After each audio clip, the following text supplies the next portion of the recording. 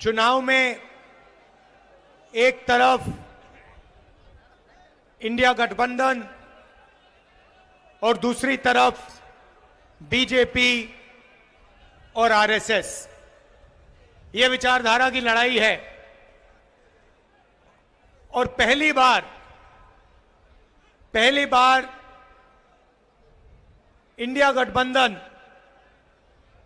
संविधान और लोकतंत्र की रक्षा कर रहा है और बीजेपी आरएसएस के लोग संविधान को और लोकतंत्र को खत्म करने में लगे हुए हैं।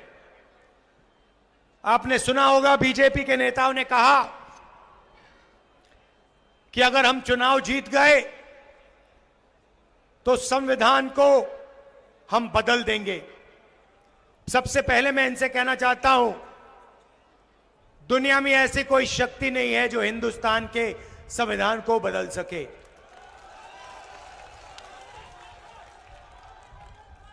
पिछले 10 साल नरेंद्र मोदी जी ने 15-20 अरबपतियों का दबाकर काम किया है। अदानी नाम आपने सुना होगा, सुना है? देश के सारे एयरपोर्ट उसको दे दिए, पोर्ट्स दे दिए, बिजली, खदानें, डिफेंस की पूरी इंडस्ट्री दे दी।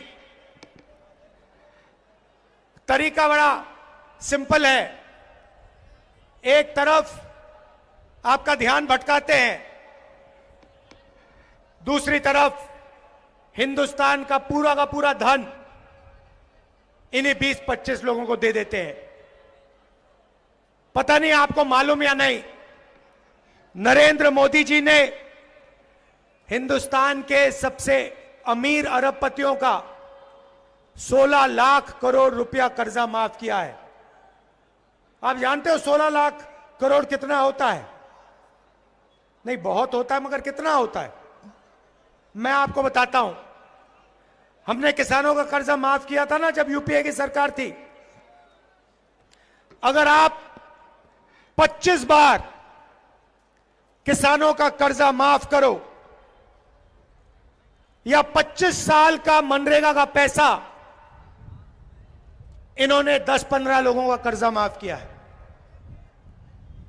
आज हालत यह हो गई है कि 22 ऐसे लोग हैं जिनके पास उतना ही धन है जितना 70 करोड़ हिंदुस्तानियों के हाथ में।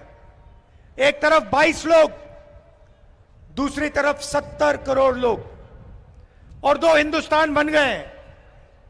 और आप देखते हो, हिंदुस्तान का किसान, मजदूर, छोटा व्यापारी रोज देखता है 20-25 अरबपति हैं, जो भी सपना देखना चाहते हैं पूरा कर देते हैं। हवाई जहाज में उड़ते हैं, करोड़ों रुपए की गाड़ियों में घूमते हैं, और बैंक का पूरा पैसा नरेंद्र मोदी जी ने इन लोगों को दिया है। पैसा कहां से आता है? जीएसटी से आता है। आपका पैसा है। आप अगर शर्ट खरीदते हो 500 रुपए की, जितनी जीएसटी आप देते हो उतनी जीएसटी अदानी देता है। आपकी आमदनी हजारों में, उसकी आमदनी हजारों करोड़ों में, मगर जितनी जीएसटी आप देते हो उतनी जीएसटी वो देता है। यह हिंदुस्तान की सच्चाई है। और ये 20-25 बड़े अरबपति चाइना का माल हिंदुस्तान में बेचते हैं। नरेंद्र मोदी एक तरफ मेक इन इंडिया कहता है और दूसरी तरफ जो लोग मेक इन इंडिया कर सकते हैं, छोटे व्यापारी, छोटे बिजनेस वाले, कारीगर, उनके लिए वो नोटबंदी और जीएसटी कर देता है और उनको खत्म कर देता है। उसको कोई मेक इन इंडिया नहीं चाहिए, उसे सिर्फ मेक इन चाइना चाहिए, क्योंकि वो चाहता है कि चाइना का माल हिंदुस्तान में बिके और अरबपतियों का उसका फायदा हो। अब आप मुझसे सवाल पूछोगे इंडिया गठबंधन क्या करेगा। मैंने आपको बोला एक तरफ 22 लोग, दूसरी तरफ 70 करोड़ लोग, और आप मुझसे पूछोगे ठीक है आपने हमें बता दिया कमी कहां है, मगर कांग्रेस पार्टी और इंडिया गठबंधन क्या करने जा रही है, बेरोजगारी के बारे में क्या करने जा रही है, गरीबी के बारे में क्या करने जा रही है, किसानों की मदद कैसे करेगी, ये आपके दिल में सवाल है। तो आज मैं आपको इन सवालों के जवाब देने आया हूं और हम साफ बता देते हैं। और मैं आपको आज 3-4 चीजें कहने आया हूं। सबसे पहले गरीबी। नरेंद्र मोदी जी ने लाखों करोड़ रुपए अरबपतियों को दिए। मैं आपको बता रहा हूं इंडिया गठबंधन जितना पैसा उन्होंने अरबपतियों को दिया है उतना पैसा हम हिंदुस्तान के गरीबों को देने जा रहे हैं। अच्छा लगे ना लगे हम ये काम करने वाले हैं। मीडिया वाले कहेंगे कि देखो अगर किसानों का कर्जा माफ होगा तो किसानों की आदत खराब होगी। कहते थे मनरेगा में मजदूरों की आदत खराब होती है, मगर यह कभी नहीं कहते कि जब नरेंद्र मोदी ने 16 लाख करोड़ रुपए अरबपतियों का कर्जा माफ किया तो उनकी आदत खराब होती है। यह कभी नहीं कहते। तो मैं सिर्फ एक बात कह रहा हूं, अगर उनका कर्जा माफ होगा तो किसानों का भी होगा। अगर उनको पैसा मिलेगा तो मजदूरों को, किसानों को, बेरोजगार युवाओं को भी मिलेगा। तो हमारा पहला कदम, जिसे हम महालक्ष्मी योजना कहते हैं, क्रांतिकारी काम है। दुनिया की किसी भी सरकार ने यह काम नहीं किया आज तक। किसी भी देश की सरकार ने जो हम करने जा रहे हैं यह सोचा भी नहीं है। और मैं आपको बता रहा हूं, जैसे ही हमने यह काम किया बाकी देशों की सरकार लाइन लगा देंगी और सारी की सारी एक के बाद एक यही क्रांतिकारी काम करना शुरू कर देंगी। लिख के ले लो। तो महालक्ष्मी योजना क्या है? हिंदुस्तान के सारे गरीब परिवारों की हम लिस्ट बनाएंगे। उसमें से आपके भी नाम होंगे। सारे परिवारों की लिस्ट बनेगी और हर गरीब परिवार में हम एक महिला को चुनेंगे। हर गरीब परिवार में से एक महिला को चुनेंगे और फिर हर साल उसके बैंक अकाउंट में कांग्रेस पार्टी 1 लाख रुपया सीधा डाल देगी। 8,500 रुपए महीने के, 1 लाख रुपए साल के, इंडिया गठबंधन ठगाठक हर महीने हजारों करोड़ रुपए हिंदुस्तान के सबसे गरीब परिवारों को सीधा बैंक अकाउंट में जाएगा। आंगनवाड़ी और आशा की महिलाएं, आप अच्छी तरह सुन लो, जो आज आपको आमदनी मिल रही है उसे हम चुनाव के बाद दुगना करने जा रहे हैं। अब युवा कहेंगे राहुल जी हमारा क्या होगा? नरेंद्र मोदी जी ने हमें झूठ बोला, 2 करोड़ रोजगार की बात की, 15 लाख रुपए बैंक अकाउंट में डालने की बात की, मगर सीधा हमारे मुंह पे नरेंद्र मोदी ने झूठ बोला। तो मैं आपको 2-3 चीजें कहना चाहता हूं। सबसे पहले हमने चेक किया, हिंदुस्तान की सरकार में 30 लाख खाली पोस्ट पड़ी हुई हैं। सबसे पहला काम, ये जो 30 लाख सरकारी नौकरियां हैं हम आपके हवाले कर देंगे। दूसरा काम, पहले हिंदुस्तान के युवाओं को सेना में रोजगार मिलता था, पेंशन मिलती थी, अगर कुछ होता, शहीद होते तो शहीद का दर्जा मिलता था, कैंटीन मिलती थी।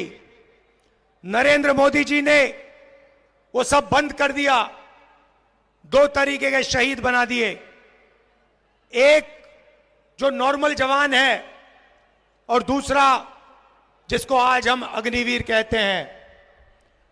शहीद होंगे तो अग्निवीर को शहीद का दर्जा नहीं मिलेगा, उसको कैंटीन नहीं मिलेगी, उसको पेंशन नहीं मिलेगी, उसको ट्रेनिंग 6 महीने की मिलेगी। चाइना का जवान 5 साल ट्रेनिंग करके आएगा और हमारा अग्निवीर 6 महीने की ट्रेनिंग लेकर उसके सामने खड़ा हो जाएगा। नतीजा आपको मालूम है। यह जो अग्निवीर योजना है, हमारी सरकार बनेगी, इसको हम रद्द कर देंगे, उठा के फाड़ के फेंक देंगे। और जैसे पहले होता था, पेंशन मिलेगी, शहीद का दर्जा मिलेगा, कैंटीन मिलेगी। देखिए, ये अग्निवीर योजना सेना नहीं चाहती, ये प्रधानमंत्री का निर्णय है, पीएम ऑफिस ने ये योजना बनाई है। सेना को ये नहीं चाहिए और हम इसको रद्द करने जा रहे हैं। पेपर लीक की बात आप जानते हो, आपको सालों काम करना पड़ता है, पढ़ाई करनी पड़ती है, पेपर के दिन आपको पता लगता है कि पैसा देकर बेईमानों ने पेपर लीक करवा दिया और आप देखते रह गए। हम एक कानून लाएंगे, जिसने भी ये पेपर लीक का काम किया उसे कड़ी सी कड़ी सजा मिलेगी। और ये जो आजकल फैशन बना रखा है कि प्राइवेट कंपनियां पेपर चेक करवा रही हैं, इसको हम बंद करवा देंगे। अब मैंने आपको महालक्ष्मी योजना के बारे में बोला, क्रांतिकारी योजना है। अब मैं आपको युवाओं के लिए एक क्रांतिकारी योजना के बारे में बताना चाह रहा हूं। आप जानते हो, अरबपतियों के बेटे, बड़े बड़े बिजनेसमैन के बेटे जॉब मार्केट में जाने से पहले अप्रेंटिसशिप करते हैं। 6 महीने की उनको नौकरी मिलती है, बड़ी सी बड़ी कंपनी में जाते हैं, ट्रेनिंग मिलती है, बैंक में पैसा आता है और फिर वो परमानेंट जॉब में जाते हैं। मगर यह सुविधा हिंदुस्तान के बेरोजगार युवाओं को कभी नहीं मिली। बड़े बड़े अरबपति अपने बेटे को अपनी कंपनी में अप्रेंटिसशिप करवाते हैं, मगर हमारे युवा भड़कते रहते हैं, सड़क पे घूमते रहते हैं। तो हमने एक नई योजना लाई है, इसका नाम पहली नौकरी पक्की।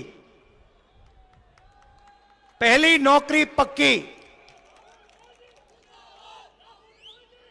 हिंदुस्तान के सारे ग्रेजुएट्स, यूनिवर्सिटी के ग्रेजुएट, कॉलेज के ग्रेजुएट, डिप्लोमा होल्डर्स, आप सुन लो, यह आपके लिए योजना है।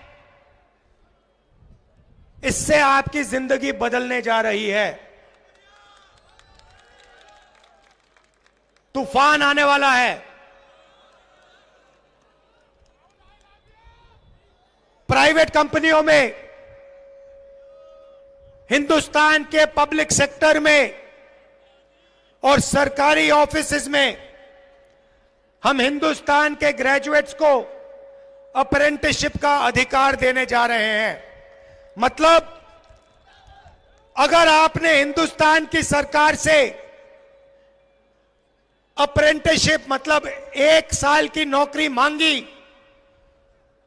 तो यह आपका अधिकार है, सरकार आपको मना नहीं कर सकती।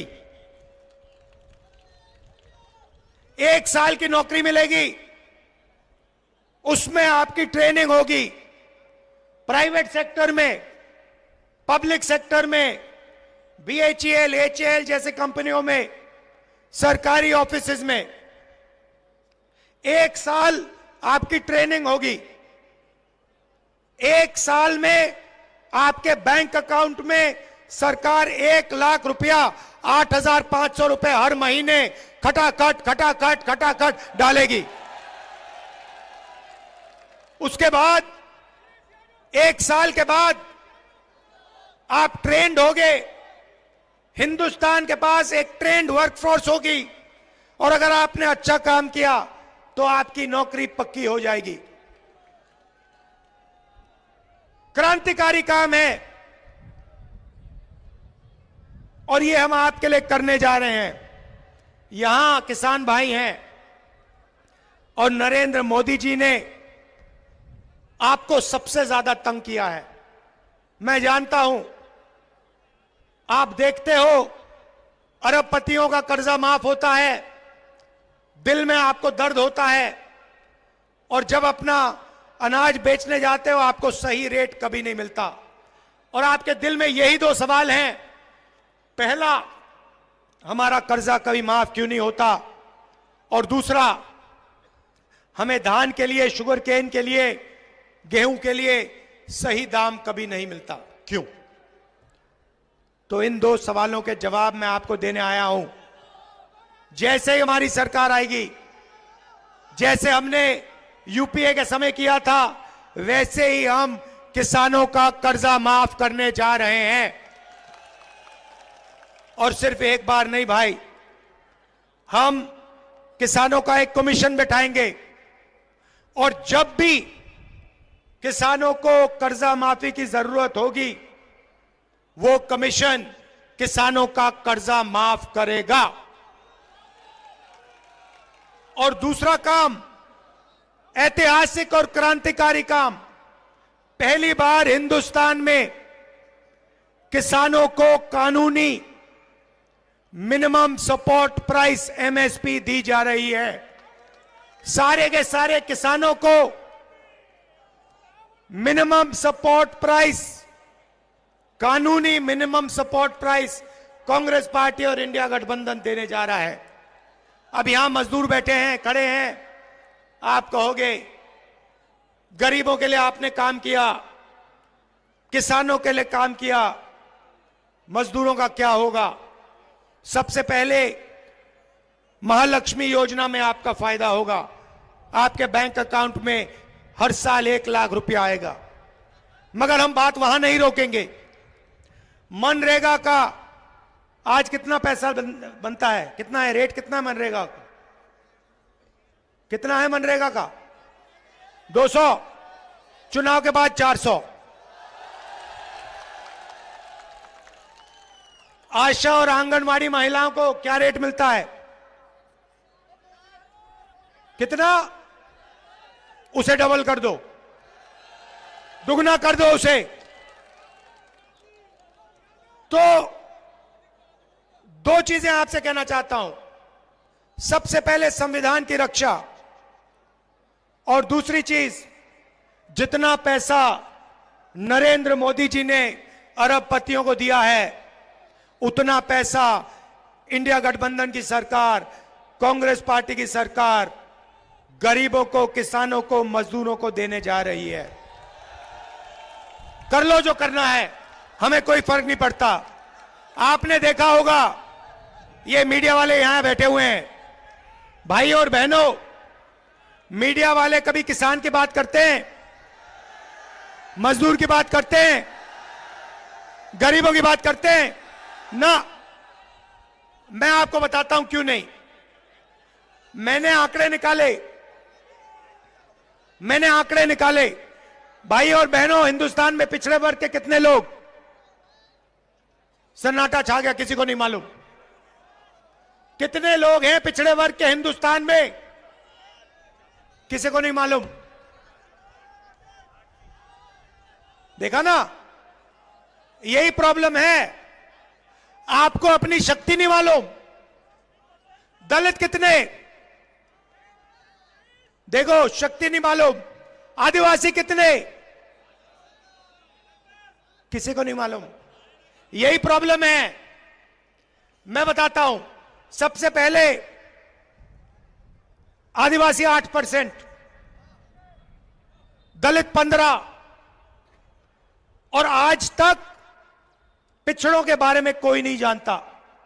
आपकी सबसे बड़ी आबादी है, मगर हिंदुस्तान में किसी को नहीं मालूम कि पिछड़े वर्ग के कितने लोग हैं। अगर मैं अखिलेश जी से पूछूं, वो भी आपको नहीं बता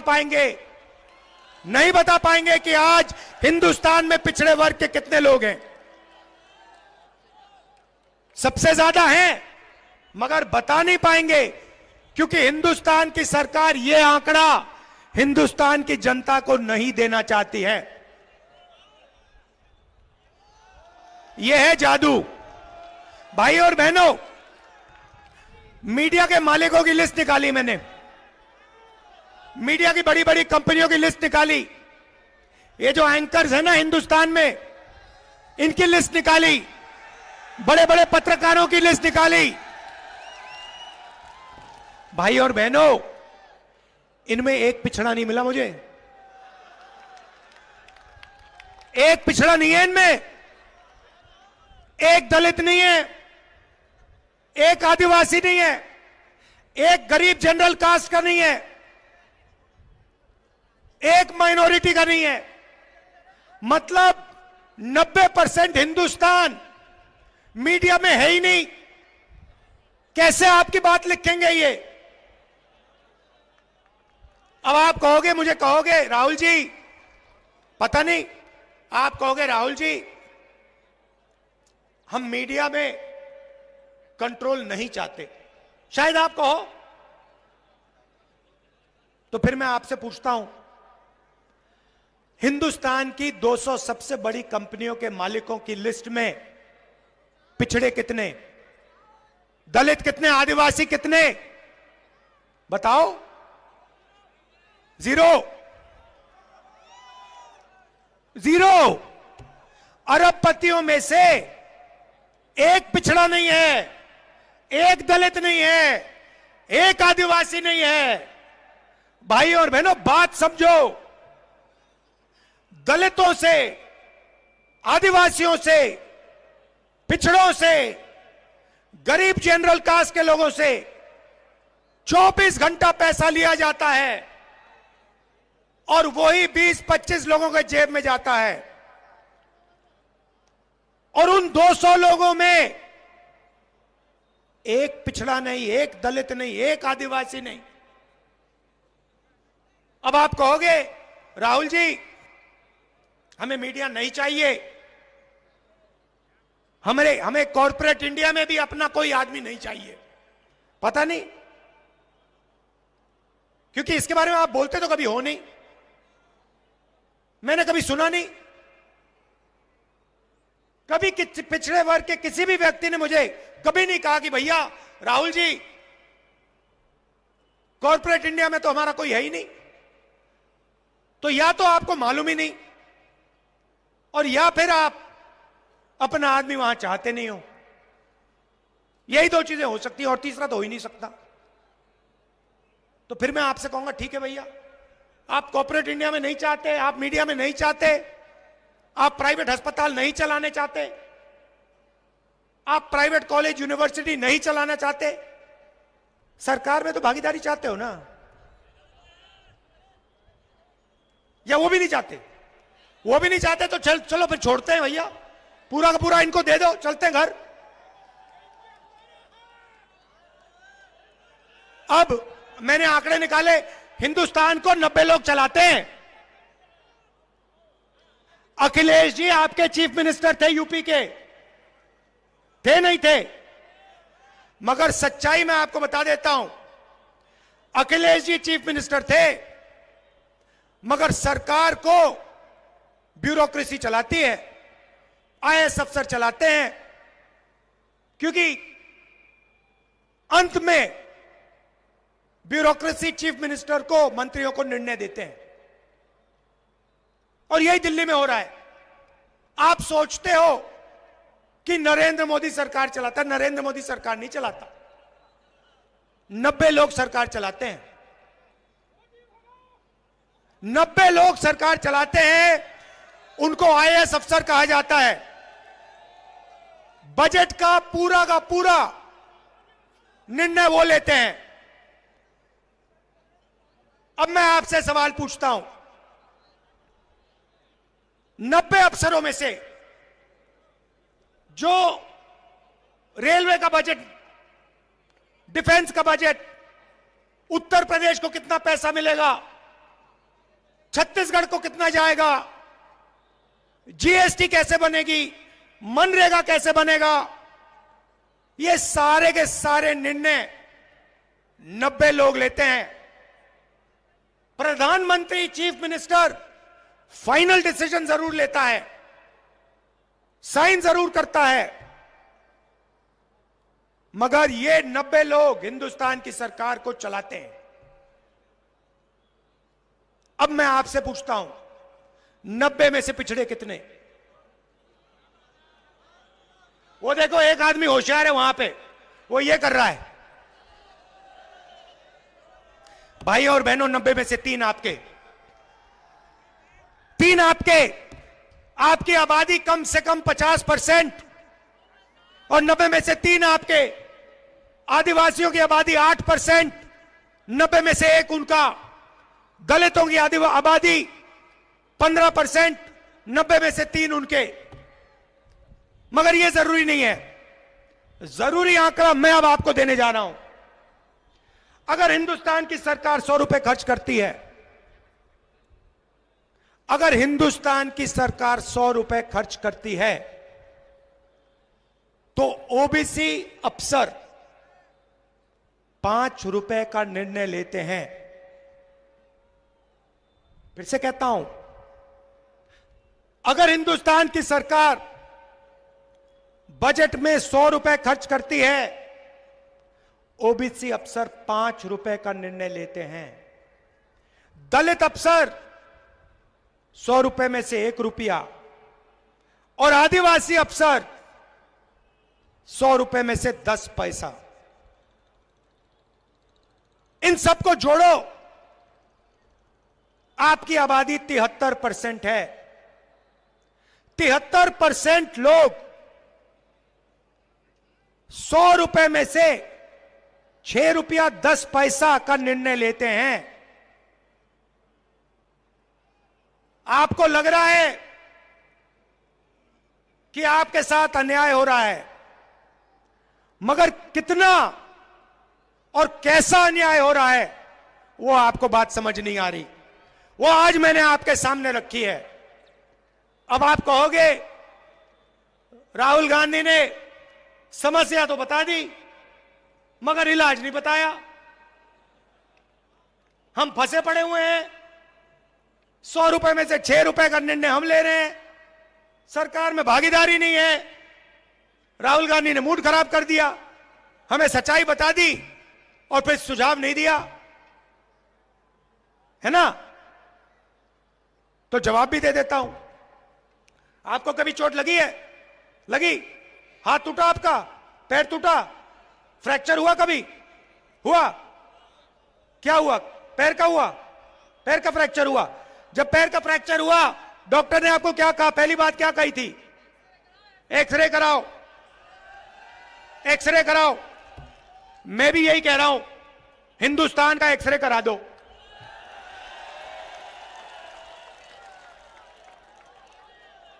हिंदुस्तान का एक्सरे करा दो और पता लगा दो कि हिंदुस्तान की संस्थाओं में, सरकार में, बड़ी बड़ी कंपनियों में, प्राइवेट अस्पतालों में, प्राइवेट कॉलेज यूनिवर्सिटी में हिंदुस्तान की 90% आबादी में से कितने लोग हैं?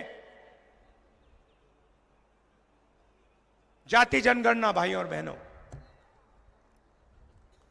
जाति जनगणना, हिंदुस्तान का एक्सरे। सरकार आएगी, हम जाति जनगणना का काम शुरू कर देंगे। जाति जनगणना से हिंदुस्तान के सब लोगों को पता लग जाएगा आप कितने हो और आपकी हिंदुस्तान में कितनी भागीदारी है। दूध का दूध, पानी का पानी हो जाएगा। अब इससे किसी को इतराज तो नहीं होना चाहिए, नहीं, किसी को इतराज नहीं होना चाहिए, क्योंकि हम सिर्फ ये कह रहे हैं कि भैया चोट लग रही है लोगों को, किसानों को, मजदूरों को एक्सरे करा लो। एक्सरे से दर्द तो नहीं होता ना, एक्सरे से कोई डरता तो नहीं है ना, एक्सरे ऑपरेशन थोड़ी है, एक्सरे तो मतलब कुछ नहीं होता। तो जब मैंने कहा कि भैया देश का एक्सरे कराओ, नरेंद्र मोदी कहता है बिल्कुल नहीं। बीजेपी के लोग कहते हैं एक्सरे तो नहीं होगा। कैसे नहीं होगा?